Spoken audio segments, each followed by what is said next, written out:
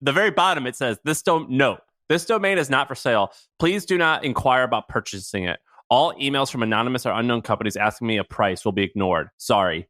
Last updated July 2007. Right. So I emailed this guy and I was like, hey, saw your website. Like, I think it's awesome that you're not trying to sell this, but I'm curious, like, why aren't you trying to sell this? And he's like, refuses to monetize it, refuses to sell it. I think it's hilarious. What? What is this? I feel like I can rule the world. I know I could be what I want to. I put my all in it like no days off. On the road, let's travel, never looking back. Let's talk about business ideas.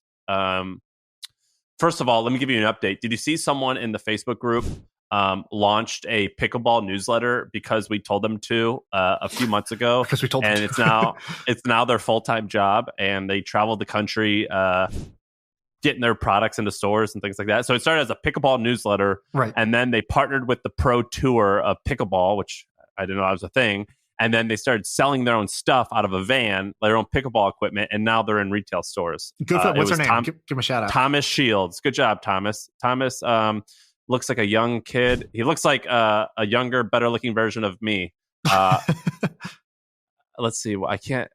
He looks young. He looks real young. So congratulations, Thomas Shield. That's great. I think the CEO or the founder of Pickleball either listens to the pod or he messaged once being like, yeah, I'm down to come on. So we can have him on if you ever want to.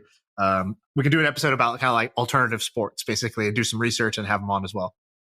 Great. And speaking of alternative sports, do you want to talk about chess? Yeah. So I have a follow-up there. I don't know if you have one or just what I put there.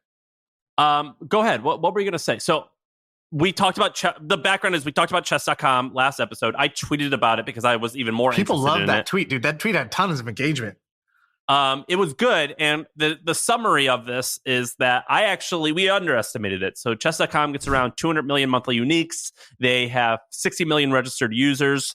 Traffic has grown significantly. If I had to guess, they do at least 100 million in recurring revenue, subscription revenue.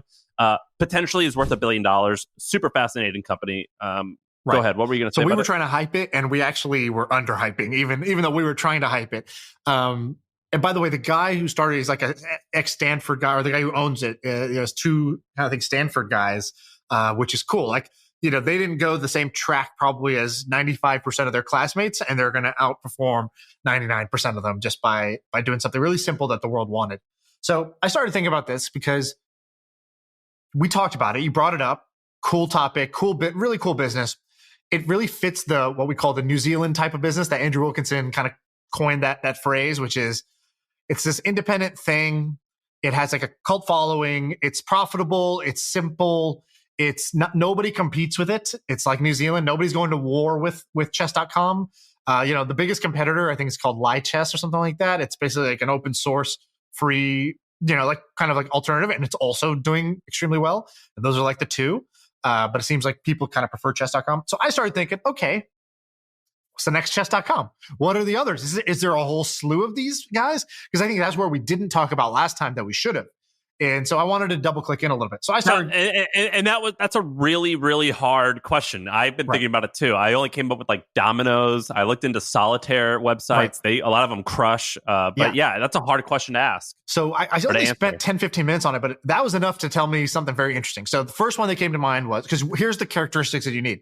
You need a game played by tens of millions, if not hundreds of millions of people that is not owned by a brand. Chess works. Checkers also works, but the problem with checkers is it's so simple that it's not as like there's not as much depth to it, therefore not as much of a money made and passion around the sport. Sudoku was the second one that came to mind. So I went to Sudoku.com, and Sudoku.com, it's just like chess.com. It's like you go to Sudoku.com and there's already a Sudoku board waiting for you with the clock going, and it's like, oh, play. Here it is. You don't need to download. You don't need to sign up. You don't need to do anything. Just play Sudoku. I love that. Then you scroll down a little bit and you see like this advertisement for like a mobile app, a mobile Sudoku app. So I clicked that. I'm like, I bet this is an amazing distribution for this app. App crushes. So this company called EasyBrain behind it.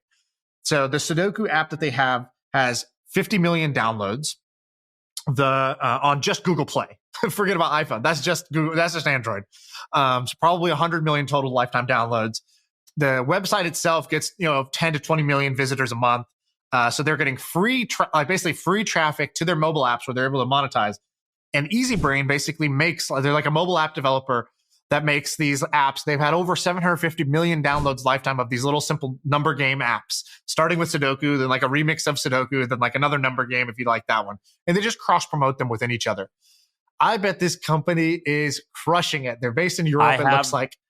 I have information on them. I just found some interesting stuff. When I Googled them and went to the website, there was something amazing about them that immediately stuck out. And just this quick Google, I'm wrong, but it is based in Cyprus. Anytime a company is based in Cyprus, it's like, it turns out these guys actually are from like the Belarus. They're actually from this area, but they're based in Cyprus. So I just Googled it real quick. So did you know that they were acquired 3 months ago?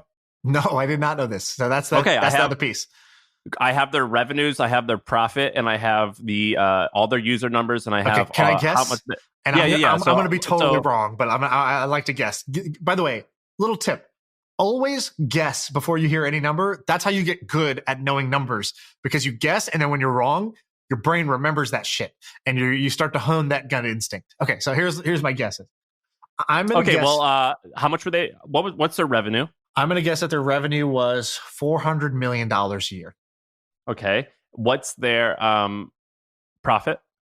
$90 million a year. Pretty good. All right. How much were they acquired for? I'm going to guess that they were acquired for $852 million. Okay. And how many daily active users do they have across their 15 games? I'm going to say they have 25 million DAU. Okay, so you didn't do horrible. Okay, so EasyBrain was acquired this most recent February. They were acquired for $640 million in stock and up to $125 million of additional consideration if they hit it. So 640. What is that? Isn't that exactly 850? No, what's 640 plus 100 is 740 plus 25 is 765. 765. So great job. You guessed 850. Great job. You're almost there. Their revenue is in 2020 revenues were $210 million.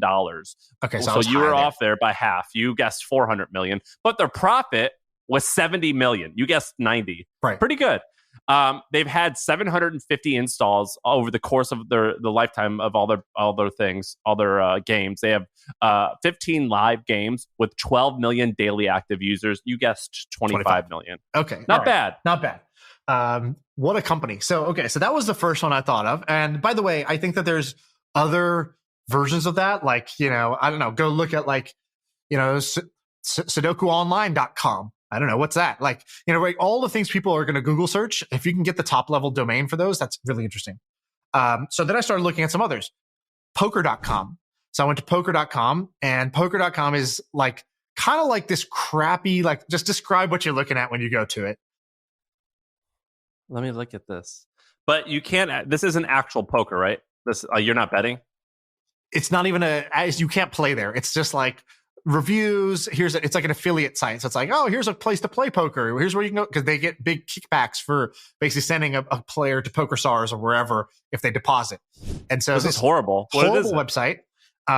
Crappy kind of like affiliate and reviews site.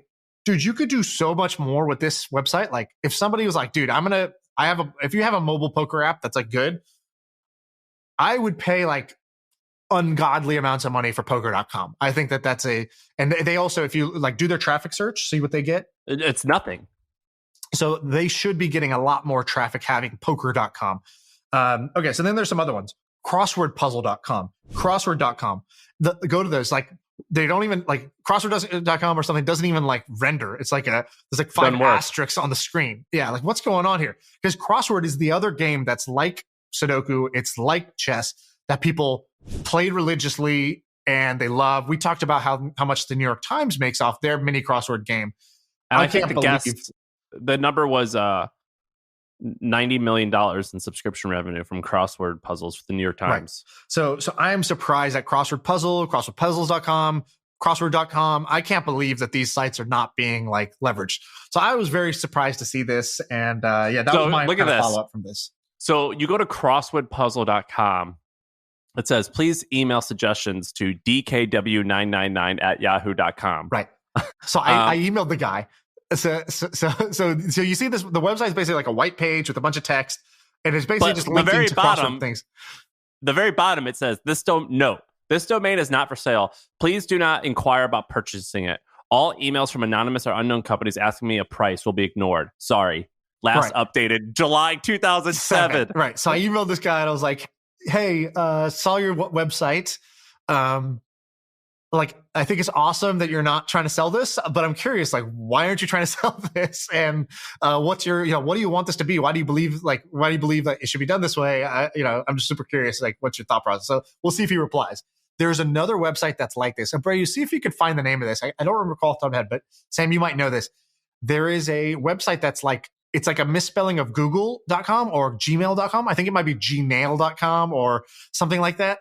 And it's the same thing. It's an all white web page that's like, yeah, Frank and Susan, we were married in 1977 and like blah, blah, blah. No, if we're not going to put ads on the site. No, we did not. We owned this before Gmail came out. It's like, they basically just have this web page that gets like, and they have a counter of how much traffic they get. And they just show that they're getting like hundreds of thousands of hits a day. And like, he's like, refuses to monetize it, refuses to sell it. I think it's hilarious. What? What is this? What, Brady, did you find it? I'm going to try to find it. I'll find it after the pod. Otherwise, I have this in my like things to tweet about, folder. That's actually such a funny idea. So like if we just looked at the most visited website and find out what the typos are for each one and go and look at what those are. So like if you go to goggle.com, so Gogle, Google owns it. So it redirects to Google. Most of the time, the company owns like their plurals and their misspells, but sometimes they don't. And then those are hilarious. Oh my gosh. I was looking at Bing. I changed it to Bang. Don't go there. Found something else. Yeah, don't go there. What else is there? That's like what's a YouTube spelled wrong? Like you can do like Facebook, but you could do like, I don't know, like you lose the A or something like that. I don't know. See what that is. God, that's so interesting. That's actually an interesting thing. Facebook owns Facebook with one O. Pretty interesting. That's actually an interesting thing. I'm going to research that after this. By the way, I don't know if you know the guy who owns Bitcoin.com. So this is a guy, Roger Van Der or whatever. I don't know what his name is, but he's like kind of hated in the Bitcoin community by like 80% of the people because he tried to create his own fork of Bitcoin. So they forked Bitcoin. I think it's Bitcoin Cash or Bitcoin Satoshi's Vision, BSV. I forgot which one he's associated with. I think it's Bitcoin Cash. But basically, he created, they forked Bitcoin and they have their own. But this guy owns Bitcoin.com. And so he's like a billionaire guy from Bitcoin. And like, he refuses to give up Bitcoin.com, but it's like points to the other version of the not popular version of Bitcoin. It's like the fifth Jonas brother who's not in the band or whatever. It's basically like, it's kind of a waste. But nobody can sue him because there's no company behind Bitcoin and nobody owns the trademark. Oh, that's a pain in the ass. I hate that. Yeah, I'm looking at it now. Let's talk about which one do you want to go through? We have a bunch on the agenda here. Okay. Does this interest you? Well, first of all, I want to tell you about a company I just invested in. And I want you to criticize it or tell me if it's awesome. Okay. Oh, you actually read it. Okay. So we just did a podcast a second ago and Shaan talked about angel investing. I've been doing a little bit of angel investing now. And my whole thing is I'm doing this thing called a syndicate. I almost did a rolling fund like you, but I didn't really want like a full-time job. So I was like, I'll just do this. So it's deal by deal. Or not a full-time job, but whatever it is for you. Right. And my premise is this, and you confirmed it a little bit by your reaction. What I'm trying to do is find interesting deals that other angel investors who I think are smarter than me, or other like firms who are smarter than me, are also investing in. But I try to find them where they're explaining the company really poorly, and I'm spending time with the founder, listening to them, and then I'm rewriting a memo about the company, and I'm sending it to people to invest in, and it's kind of working. So I sent you one deck, and it was really bad. It was confusing. And then I just rewrote it, and you're like, oh, I want to invest in this company maybe. Yeah. And it worked. And I was kind of gushing. I was like, dude, did they write this memo? Like, who wrote this memo? I was like, this is the best investment memo I've ever read. And you were like, dude, shut up. I just wrote this in 20 minutes. I was like, no. Trust me. I read a lot of these things.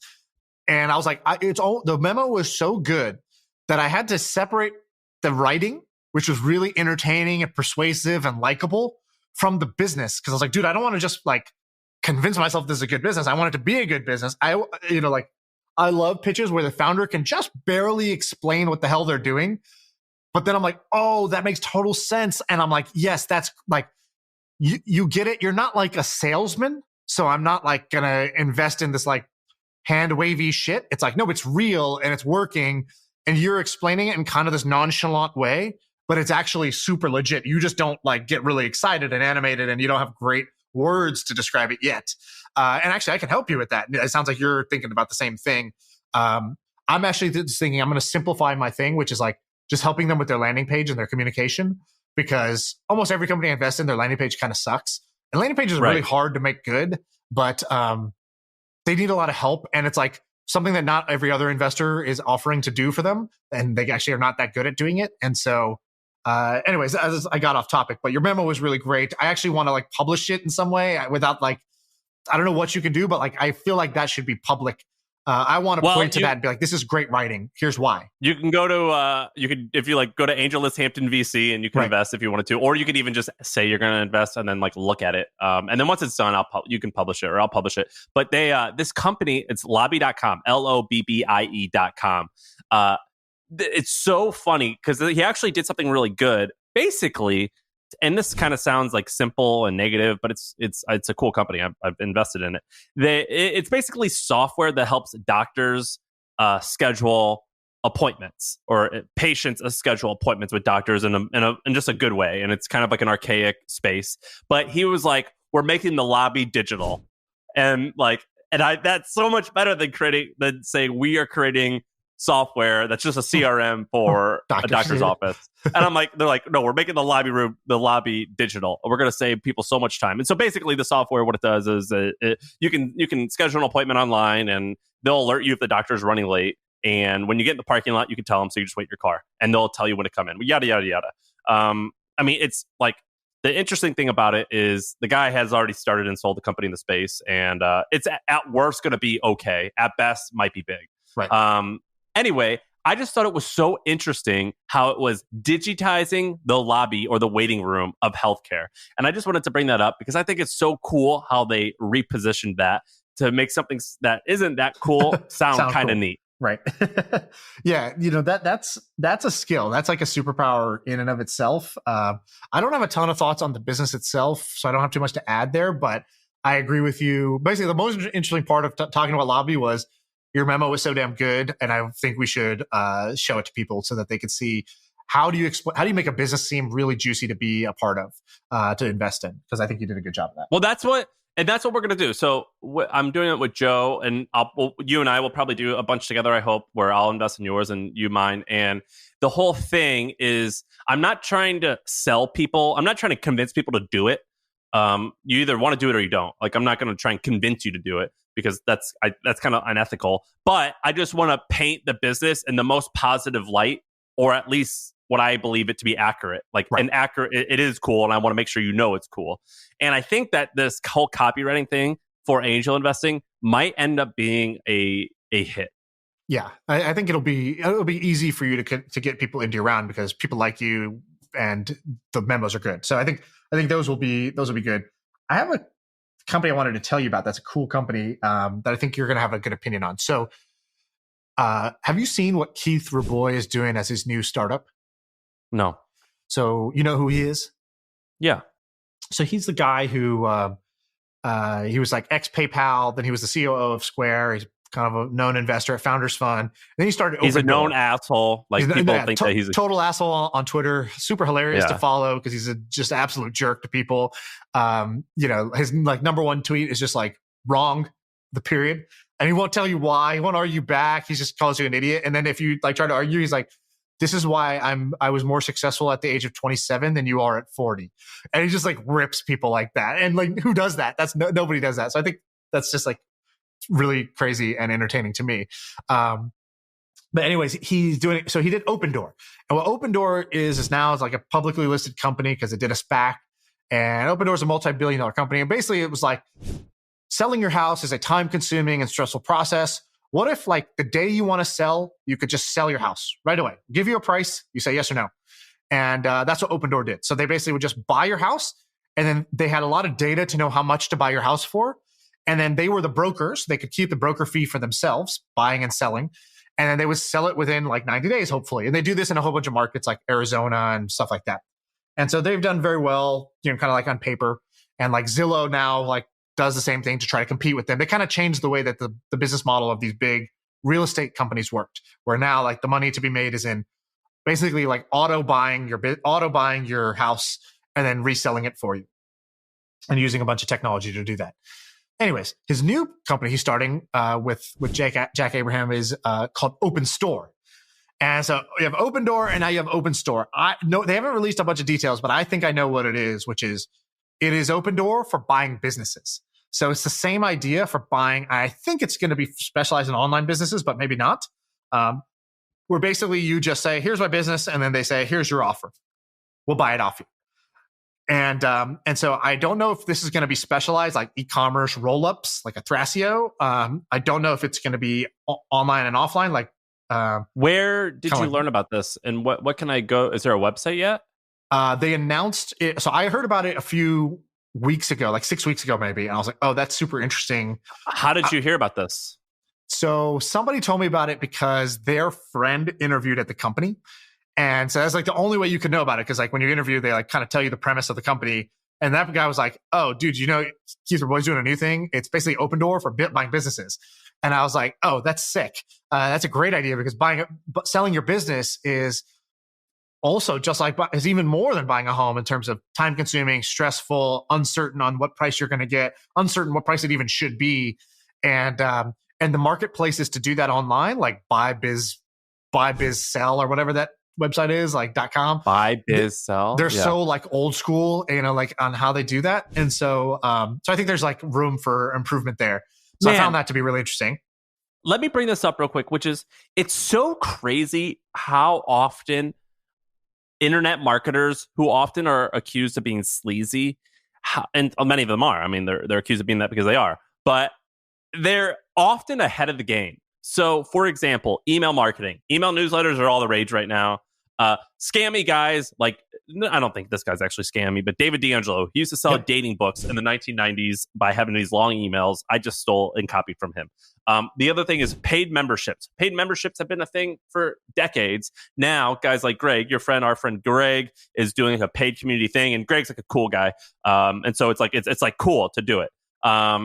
And there's so many more. And this is another one. Buying and selling businesses online has been a thing that internet marketers, so for example, Flippa, where you can buy affiliate websites, that's been a thing for years. Empire Flippers is another one. Empire Builders, Empire Builders. And if you go, is Empire Flippers or Empire Builders? I think those are actually two separate things. Both. Yeah. but if you go to those websites, a lot of people are going to be immediately turned off. You're going to think, what the fuck is this? And fucking startup guys like us, we just come in. I guess that's what we are. We just come in and we take this stuff that these guys have been doing for years, and we just say, put some lipstick on it. Yeah. 2.0, make it a flat, beautiful color. It's so funny because like, cool, this sounds neat, but this isn't unique. Right. I think, there's no unique ideas really. There's, remixes of ideas, there's old ideas that you make new, there's new platforms, but I think it's cool, and I think it could be big. It's one I'm going to keep my eye on. Then I saw another business like this, so I started to put together a little bit of a pattern here, and I said, "Oh, what is Opendoor for X?" So, what other parts of life and the world could use instant liquidity? Because that's what this is. It's basically taking something that was kind of illiquid, like your house, and it takes a lot of time to get liquid, where you actually sell the thing, and it takes a lot of you got to move out, you got to stage it, you got to repaint it, you got to get a broker, you got to list it, you got to do tours. No, instant liquidity. We buy your house today. Don't do any of that shit. Same thing with buying your business. What else needs that? And then I saw another one. And this business is called, I gotta grab the name, but it's basically doing this for used electronics. It's called Backflip. Just got funded. And Backflip is basically saying, we'll instantly buy any of your used electronics. And because that's not a new thing either, and I think it's awesome. And so it's not that it's new; it's basically that there is a big swing being taken by people who are going to try to do this at scale using like the modern kind of internet marketing and models to do it. And so like, like we buy gold or whatever. What else? Those billboards, gift cards, like gift cards. Yeah, exactly. Like, and there's like a gift card. There's actually a gift card startup that crushes that basically took the old model and just does it new. What's it called? Raise, I think. Raise. Yeah, I'm on their website right now. I'm looking at raise.com. Holy shit. I can look at the traffic and just tell you these guys are printing money. Yeah. Raise is going to be like a $1 billion plus win. And nobody even like hears about this company. Nobody talks about this company, but super simple business of like, the gift card business, resale of gift cards essentially. And so anyways, I'm interested in this Opendoor for X, which is basically instant liquidity for things that were pretty illiquid That's interesting. Before. All right, let's play off that. So houses, okay, there's EquityZen, which I think is badass. So EquityZen lets you... EquityZen kind of looks more like Flippa than it does like Opendoor, meaning like it's kind of hard to get in. It's kind of obtuse. You got to like sign up to see shit. Not everything is there. It's like a 10-step process to do an investment. It's like EquityZen is not like... It's not Robinhood on my phone where I could just like do my thing. And so like secondary shares, it's like a shitty name. Like, I don't know, like it's just bad all around. And Forge Global was the other one. It's like also bad. I don't know. I feel like somebody should do this better. Carta X is trying to do this better right now, which is like secondary shares of private companies. Yeah, I'm not a fan of Carta, but I could see them doing well. But I'm not a fan of Carta, so I don't know if I want them to be the best at this. Angelus is also trying to do it. There's a bunch of people trying to do this. Trying to do Opendoor. What they're trying to do is a little bit different. They're just still trying to do the marketplace. What Opendoor did was different. It wasn't like Opendoor wasn't just another housing marketplace. It was, I will buy the thing off you right now because I know what I can sell it for. And I'm comfortable with this 5% spread that I will keep. So you give up 5% of your upside, but you get the certainty of it being done now. And I'm comfortable in that 5% spread. So somebody would need to do this for secondary shares where they just go, you want to sell your company stock? Done. And then I will figure out how to flip this thing on the other side with my own spread. So there's a few people that have done this with furniture, and furniture is really hard because furniture doesn't ship well. Yeah. But there is, I don't know if you know, I mean, I like buying used furniture because you can get like $10,000 couches for like $3,000. And oftentimes they're really nice.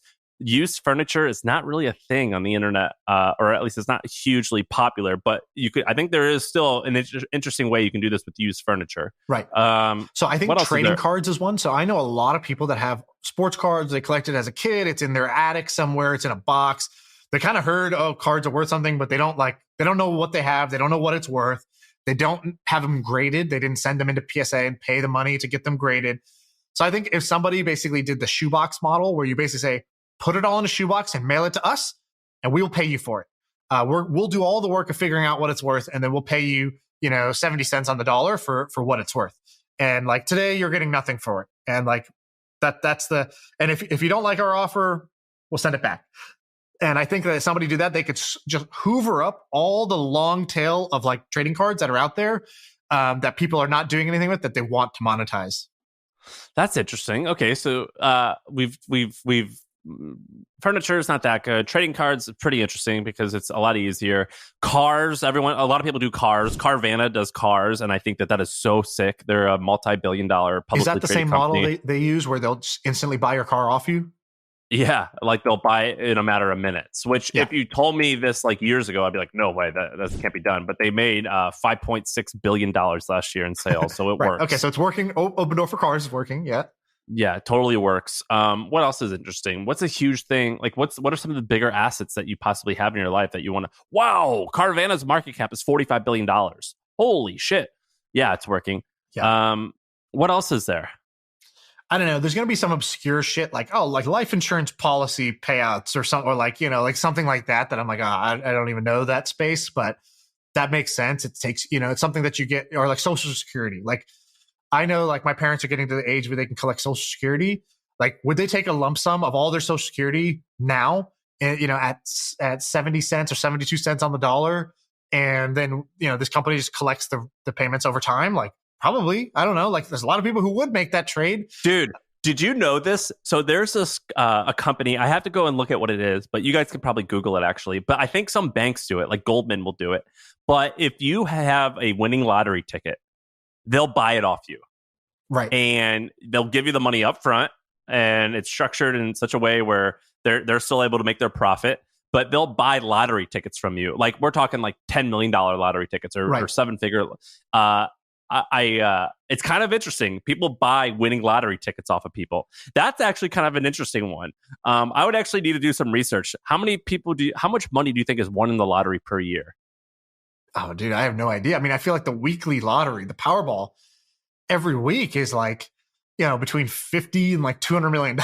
It's like that's like on a weekly basis that it's now. It doesn't get won every week. That's how it accrues and that's how it gets bigger. But like, I don't know. Do you have the number in front of you? I feel like it's going to be. I'm looking at it. So, I don't know. No, I can't find it. There's 1,600 lotteries created each year, so there's at least 1,600 unique winners. No, I don't. I don't have the numbers, but lottery tickets might actually be kind of interesting because you said the life insurance. I'm like, what do you wait to get paid for that you would take a discounted upfront payment? Lotteries is actually kind of interesting. And I do know that some banks actually do that. Right. Who else does that? Is Whitey Bulger. You remember Whitey Bulger? I've never even heard those words in my life. Do you know the movie The Departed? Yes. You know Jack Nicklaus's character? Okay. Yes.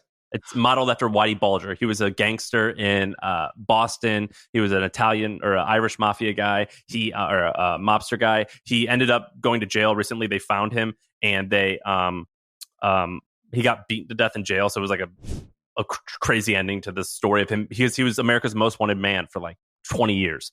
And anyway, he, as part of his story, he won the lottery 3 times. And the way that he did it is people who had won the lottery in the neighborhood, they would have to go to him and he would buy it from you and he would go and cash the ticket. And so this is like a famous, like the numbers game, they call it. That's like a famous mafia thing. Wow. Okay. I had no idea. Yes. I don't know. Maybe if people have good ideas on what part of life could use instant liquidity, I'm curious to see what that would be. Okay. So a couple other things I wanted to bring up. One is a pain point or kind of a business opportunity. Maybe this exists. If it exists, tell me because I want to use this service. So in e-commerce, most e-commerce brands are just local in their own geography. So most US e-commerce brands basically just sell in the US. And then it takes time. And then you start selling in Canada and then you start selling in Europe. And then, but it takes a long time. And the reason it takes a long time is because of the like international logistics. So for example, you want to ship something to Canada, they have to pay like a pretty heavy duty, like a import duty on the product. So you sell like a $50 product, they're going to have to pay like $20 of import taxes in addition to the shipping. So it just becomes like irresponsible to buy.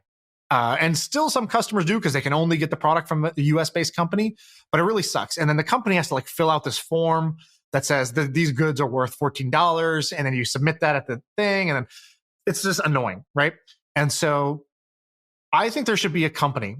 So there's these brands trying to do these e-commerce roll-ups. I think you should do it differently. I think some enterprising entrepreneur can basically say, look, I will boot up your Canadian operation today.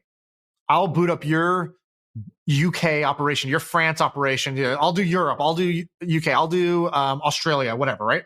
So basically say, I'll import your brand today. You do no work. So all you have to do is you need to ship me this product to this warehouse. So here's the address. Ship me your products. I need whatever your normal inventory is, ship 10% to me and let's see how I do.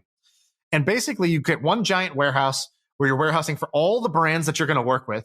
And you just say, look, in exchange for doing this, you pay me no money. I will start generating sales for you, but I want a royalty. I want a royalty of 10 cents or 15 cents for every dollar that gets made. But what's your point? How's this interesting or new? Because I don't know of a brand that does this that exists. So, my wife has an e-commerce brand. We sell in the US. I would love to be making more money by selling in Europe, but the operational overhead to go to Europe right now is just crazy. So why aren't there more people that are reaching out to e-commerce store owners and basically saying, I will run your international operation and make it a low risk to no risk proposition for them in order to do so? And I think there's a lot of money to be made given the number of e-commerce brands in the US and how you could, if you're in Brazil or you're in Australia or you're in Canada or wherever, I think you could become the leading trusted, we are your Canada, go to market plan for Canada. And we just do all the work for you. This is actually quite common in media. So there's Business Insider India, there's Business Insider Australia, there's Business Insider Germany, I believe, and then I believe the Wall Street Journal does the same thing for those same countries. But there was BuzzFeed France, HuffPo France, HuffPo Australia. It's actually pretty common in media. But who runs those? So is it run out of the U.S. or they hire a team there, or it's a local team there that just licenses the brand, basically? When they report the revenue, it's under licensing. And so I don't exactly know what that means, though, because I was thinking about us, and I was like, man, we have a lot of people who are English as a second language folks in Germany. So like, Germany, I guess, is one of the most populous. I don't know the numbers. I guess it's one of the most populous places in Europe. It's very business focused. So, the Germans liked us. Same with Australia. Australians loved us. And I was like, yeah, let's go do it. But what the fuck do I do? Do I just fly over there and just start recruiting? Right. Like, it's crazy. I would love to partner with someone. Yeah. And then another thing is, in particular, China and Japan. And there's actually a whole word for this. There's a word, I can't remember what the word is, but there's a word that describes why it's difficult to break into Japan. And the reason is that it's hard to break into an island, in particular Japan. And I would love to have paid someone to be like, hey, can you be my Japanese consigliere, like my capo on the ground? Those are all mob terms because I'm into the mafia now. Can you be my guy on the street of Japan and let me know, is this good? Am I getting the right people? I think that's incredibly interesting. Yeah, exactly. So I'm not saying that this doesn't exist. I'm saying there's still a lot of room there, because I know a lot of people. I have a lot of friends who are doing e-commerce, right? We host Club LTV. There's 75 to 100 e-commerce brands, each doing over $1 million a year in there. And every single one of them, I think, has the same problem, which is that we're all US focused. And why are we US focused? Because it would be too much of a lift to go figure out how to do Australia. It's too small of a pie to like do manpower on or spend brain power on. But if somebody in Australia was like, hey, look, this is what we do. This is our business model. We help you get sales here, and we just take our cut. And so I just think that like there's more opportunity for this, and that's cool that in media it sounds like there's also an opportunity to do it in media too, or it's being done in some way by the big players. It's being done in some way, but like I remember when BuzzFeed we're going through some troubles, they had to lay off like their whole French office, and I was like, BuzzFeed has a French office? What the fuck? Well, that's the opposite, right? We have a French office, and then you have to do things like that when it's like not working out. I'm saying no investment, no consulting fees. You just take a royalty on sales. And these are all incremental sales that I wasn't getting otherwise. And you take care of the whole operational headache, in this case for e-commerce, about like, I just ship your goods to your warehouse. You ship it to the local customers. Customers don't have to overpay. Customers don't have to do import duties for every order they make. And so I just think that there's an opportunity in e-commerce to like be the go-to brand for every D2C brand to partner with in each of these locales. What country would you go to next? I think Europe is probably the best, because you want the next wealthiest high populous place. But really, it can work anywhere. It's just like the biggest market is doing it, throughout Europe. Now, Europe is made up of so many countries. Maybe that's a pain in the ass. If not, like Canada's the no-brainer. Australia next. Japan is a good one. Those would be the ones. India, maybe. Like, for example, I know a bunch of people in India who did this. So my dad introduced me to these guys, and I was like, oh wow, why is these guys' their house is humongous? How, what do they do? And it's like, oh yeah, they partnered with Jockey underwear, and they just became the Jockey like seller here. They have exclusive rights to sell Jockey in India. Next guy at the dinner table, what do you do? Oh, we're the Domino's guys in India. What? Yeah, we're the exclusive franchisee of Domino's for India. Okay, what does that mean? Well, we have like Indians didn't really eat pizza before this, so we're like teaching people to eat pizza. They fucking love it, turns out. And so we have like 9,000 Domino's throughout India now. I'm like, oh my god, what is going on here? So like local franchisee, but for what's this called? What's the term for this? I don't know. Maybe I should have gone to business school. I think it's probably just called, like in brick and mortar, I think it's just called franchising. Franchising was the way to spread geographically. When your brick and mortar can only scale so fast, that's how you would do it. You would franchise out, and then the franchise would pay a royalty back to the master franchise, the brand of their sales, and they're the local operator. But with e-commerce or with digital media, it's a little bit different. but it kind of has the same problem. So I don't know if there's a new word for it.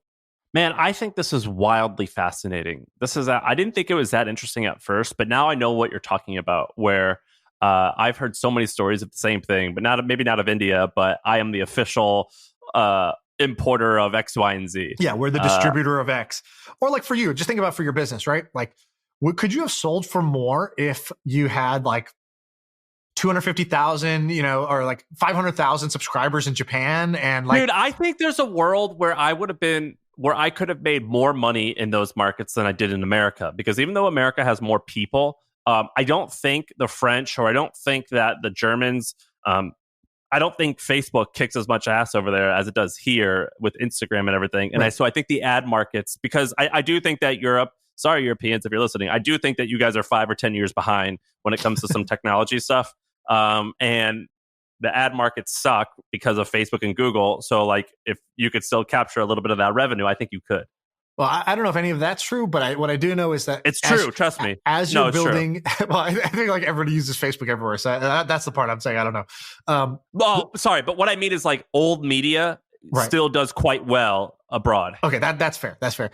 The thing I'm just saying is like, if while you were building your US business and all your employees are focused on your US business, if somebody said, I love your product, I'd love to license the brand from you, or I'd love to be your partner in the UK or in Japan or in Australia, and I will use the same playbook. It'll be under your company. I just want my cut for building this for you, because I'm taking your proven thing. You would have done it in a heartbeat, right? And so the fact that you didn't means there was an opportunity for some entrepreneur that should have been reaching out to you saying, this is a no-lose proposition. You still own it.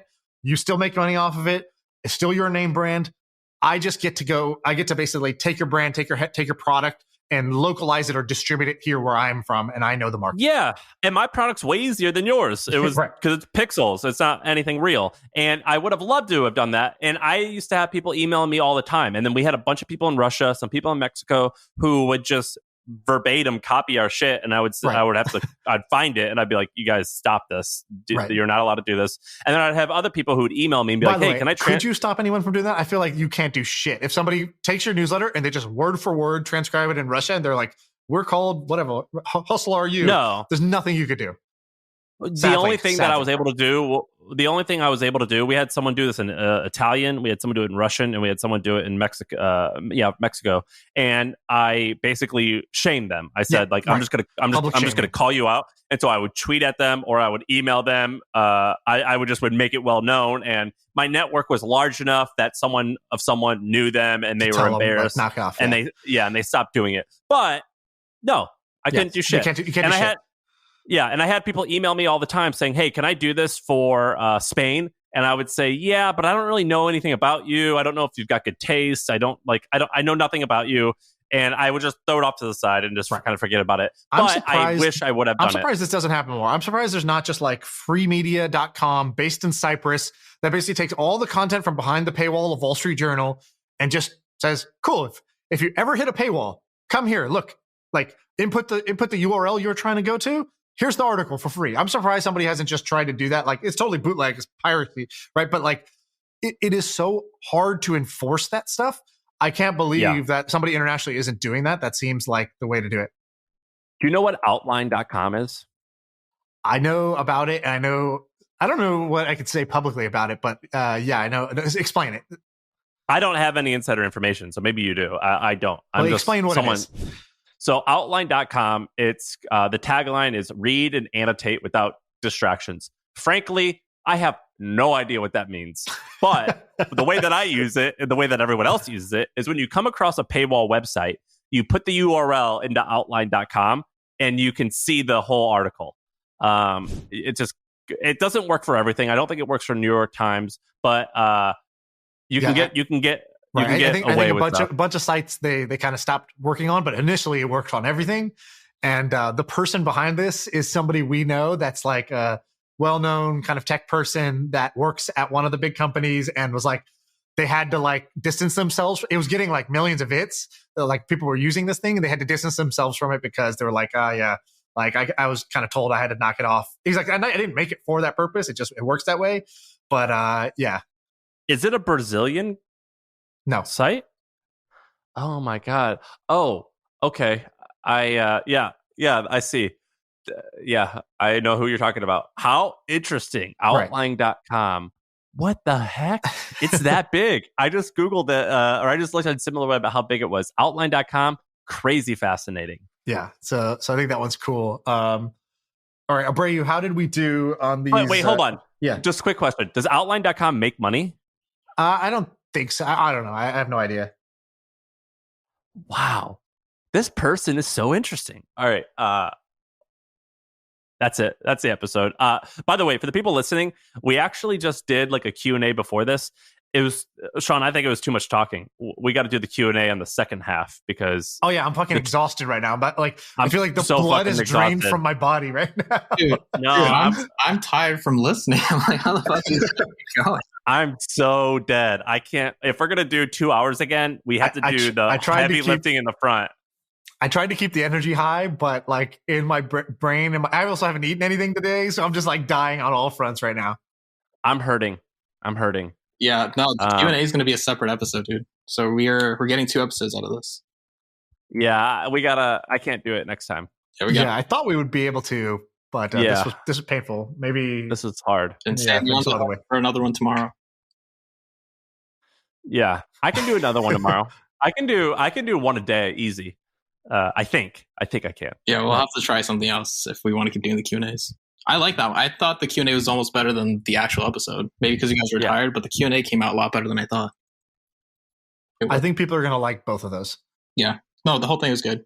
So, good job, guys.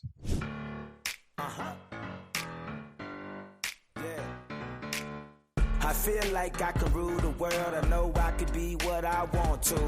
I put my all in it like no days off. On the road, let's travel, never looking back. Like